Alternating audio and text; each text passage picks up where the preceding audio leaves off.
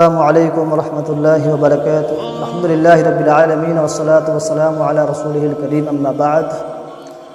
عزیز دوستو، آج میں آپ کے سامنے حاضر ہوا ایک بہت ہی اہم اور حساس موضوع لے کر، جو آج روزمرہ کی زندگی کے لیے بہت ہی اہم اور بہت ہی ضروری ہے۔ عزیز دوستو، یہ چیز ہے ہارٹ اٹیک، جسے ہم دل کا دورہ کہتے ہیں۔ یہ ایسی بیماری ہے کہ آج موجودہ نسل میں خاص طور سے 40% سروے کے مطابق نوجوان طبقہ میں بھی پایا جا رہا ہے۔ اسی سے تعلق کچھ مختصر بات آپ کے سامنے پیش کرنی ہے۔ عزیز دوستو، سب سے پہلے ہمیں معلوم ہونا چاہیے کہ بیماریوں کا آنا جانا دنیا کا نظام کا ایک حصہ ہے۔ بعض بیماری وبائی شکل کی ہوتی ہیں جو اجتماعی طور پہ متاثر کرتی ہے، لوگوں کو نقصان پہنچاتی ہے۔ بعض ذاتی طور پہ ہوتی ہے، جیسا کہ یہ بیماری ہارٹ اٹیک۔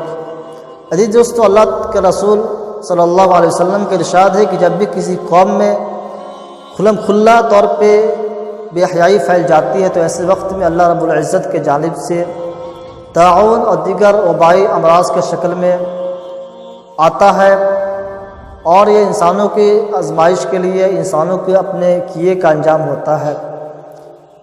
ایسا بیماری آتی ہے کہ جس سے جیسا بیماری پچھلے قوموں میں یعنی پیچھے گزرے ہوئے لوگوں میں نہیں ہوتی ہے۔ عزیز دوستو، یہ ابن ماجہ کی حدیث ہے۔ لیکن آج مجھے کسی عالمی یا وبائی امراض کے بارے میں بات نہیں کرنی، بلکہ آج ایک انفرادی بیماری جو ایک انفرادی شخص پہ کسی شخص پہ آتی ہے، وہ ہارٹ اٹیک کہ ہارٹ اٹیک سے بچنے کا بنیادی اسباب اور ہارٹ اٹیک آنے کا بنیادی وجہ کیا ہوتا ہے۔ عزیز دوستو، کچھ دنوں پہلے کی بات ہے، جیسا کہ ہمارے دیش کے مشہور و معروف شاعر جسے ہم ڈاکٹر راحت اندوری کے نام سے جانتے ہیں، ان کا انتقال ہوا۔ ان کا بھی ہارٹ اٹیک یعنی دل کے دورے کی وجہ سے۔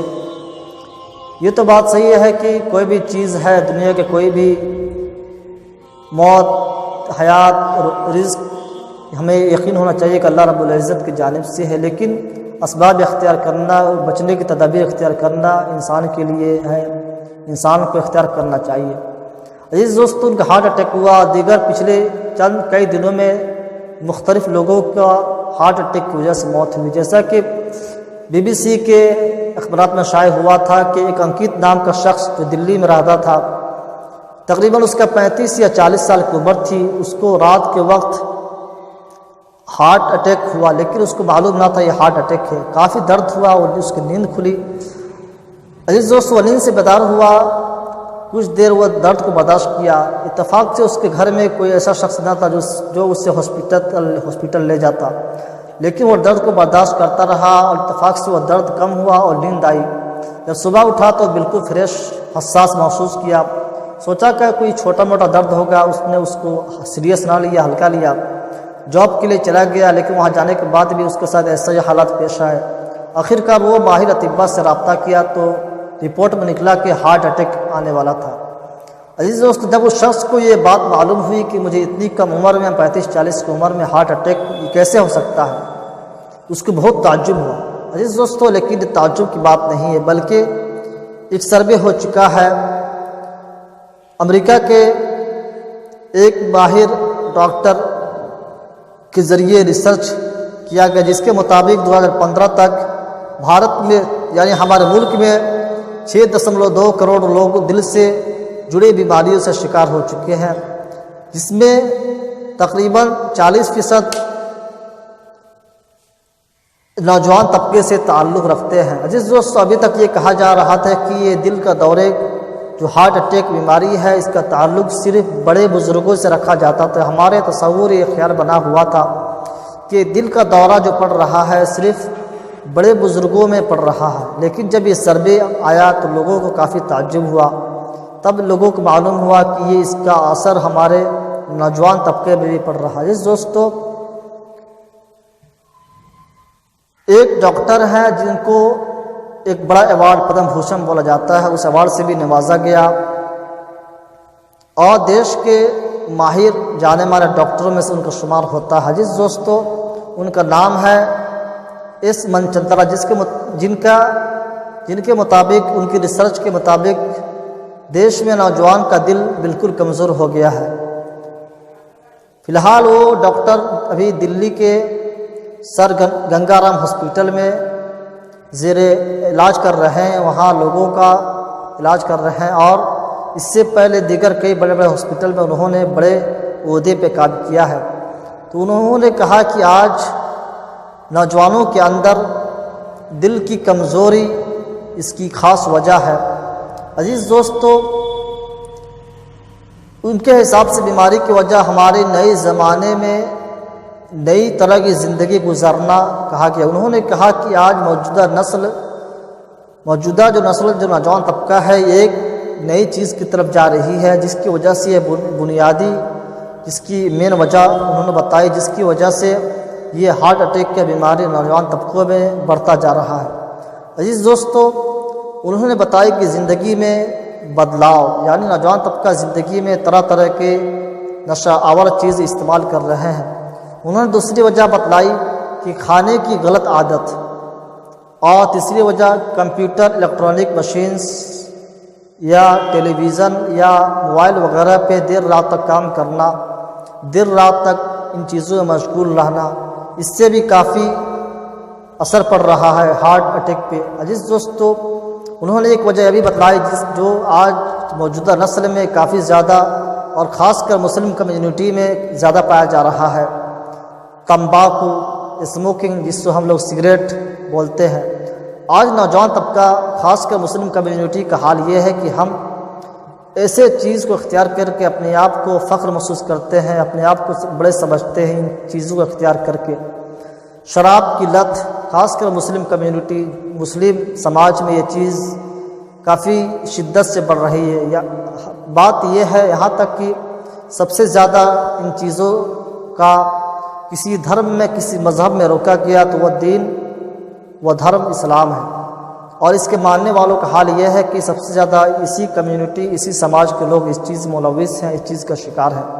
خاص کر ہمارا نوجوان طبقہ جو آج کالج، یونیورسٹی میں تعلیم حاصل کر رہے ہیں، ان کے اندر خاص طور سے یہ سگریٹ، شراب نوشی اور شراب کو دیگر نام دے کر اس چیز کو وہ لوگ اختیار کر رہے ہیں اور اس کو اچھا چیز سمجھتے ہیں۔ عزیز دوستو، آج کل پڑھے لکھے ہر لوگوں کا یہی حال ہے، اس چیز کو لوگوں نے ایک فیشن سمجھ رکھا ہے۔ تو ان ڈاکٹر نے ایس منچندرا، جو کہ باہر ڈاکٹر ہیں اپنے ملک کے، انہوں نے کہا ان تمام چیزوں سے آج نوجوان طبقہ میں دیر رات تک جگنا، فون پہ اپنے وقت کو ضائع کرنا، ان تمام چیزوں سے دل کا دورہ پڑ رہا ہے، دل پہ اثر پڑ رہا ہے۔ عزیز دوستو، بیمار ہونے کے بعد علاج، یعنی جب ہارٹ اٹیک ہو اس کے بعد علاج سے بہتر یہ کہ ہم اس مرض کو بھرنے سے پہلے علاج کر لیں، کیونکہ حدیث شریف ہے کہ زندگی کو غنیمت جانو موت سے پہلے، اور زندگی کو غنیمت جانو موت سے پہلے، اور شفایابی کو غنیمت جانو مرض سے پہلے، یعنی جب مرض ہو اس سے پہلے ہمیں اس چیز کا علاج کرنا چاہیے۔ آئیے دوستو، اب میں آپ کو بتاتا ہوں کہ ان تمام چیزوں سے، ہارٹ اٹیک سے کیسے بچا جا سکتا ہے اور اس کو پہچاننے کا بنیادی وجہ کیا ہے۔ عزیز دوستو، جب معاملہ ہارٹ اٹیک کا ہو، دل کا دورے کا ہو، تو ایسے وقت پہ خاص طور سے دھیان دینا چاہیے، ایسے وقت میں گھبرانا نہیں چاہیے۔ آپ کو معلوم ہے کہ جسم ایک آپ کا مشین کی طرح ہے، آپ کا جسم دل کے دورے سے 1 ماہ قبل یا چند دن پہلے خبر کرنا شروع کر دیتا ہے کہ آپ کو ہارٹ اٹیک آ سکتا ہے، ہارٹ اٹیک کی بیماری ہو سکتی ہے۔ ان علامات یا نشانیوں کو سمجھ کر آپ سمجھ سکتے ہیں کہ میری یہ بیماری ہونے والی ہے۔ جیسا کہ موت کی علامت ہے بال وغیرہ، جسم کے اعضاء کو ڈھیلا پڑ جانا، یہ ہر چیز کی علامت ہوتی ہے، ویسے ہی ہارٹ اٹیک یا دیگر امراض کی بھی علامت ہوتے ہیں۔ اس سے ہمیں سبق حاصل کرنا چاہیے، اس سے ہمیں خواب سے بیدار ہونا چاہیے، اس کے علاج کے لیے سعی اور کوشش کرنا چاہیے۔ اس حوالے سے پریشان نہیں ہونا چاہیے، بلکہ ڈٹ کر اس چیز کا مقابلہ کرنا چاہیے۔ عزیز دوستو، ماہر اطباء جو ملک اور دیگر ملک کے جو ماہر ہیں، جو ایکسپرٹ ڈاکٹر ہیں، انہوں نے اس کے کچھ علامتیں بتائی ہیں کہ اس کے کچھ علامات میں آپ کو بتانا چاہتا ہوں۔ سب سے پہلی یہ ہے کہ تھکاوٹ ہو۔ یہ ایسی علامت ہے جو تقریباً 70% لوگوں میں پایا جاتا ہے جن کو ہارٹ اٹیک ہوا۔ اور پیٹ کا درد تو یوں ہی ہوتا ہے، لیکن ہارٹ اٹیک میں بھی اس کی علامت پائی جاتی ہے۔